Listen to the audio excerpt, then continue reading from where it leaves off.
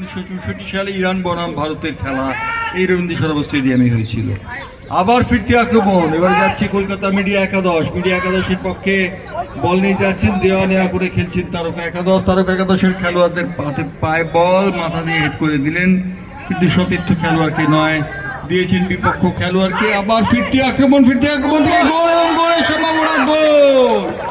দূরকোণ থেকে গোল করে দলকে এগিয়ে দিলেন তারকা একাদশের খেলোয়াড়, এবং সেই গোলটির সঙ্গে সঙ্গে 2-1 গোলে ফলাফল নিষ্পত্তি দিকে এগোচ্ছে। 2-1 গোলে এগিয়ে গেল। বলে আসছি ধারা বিবরণীতে যে তারকা একাদশের খেলোয়াড়দের মধ্যে একটা মুর্শিয়ানা ছাপ রয়েছে, সেই মুর্শিয়ানা তারা দেখিয়েছেন এই মুহূর্তে।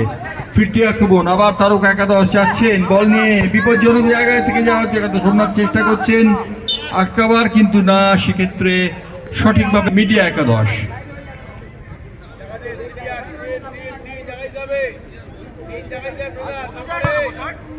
তারকা একাদশের খেলোয়াড় বল নিয়ে বাড়িয়েছেন, কিন্তু না, খেলা চলছে, কিন্তু তার মধ্যেই আমাদের মাঝে উপস্থিত হয়ে গেছেন চলচ্চিত্র জগতের সেই চির উজ্জ্বল তারকার কেউ নন, ঋতুপর্ণা সেনগুপ্ত। আমরা আন্তরিকভাবে স্বাগত জানাই ঋতুদিকে।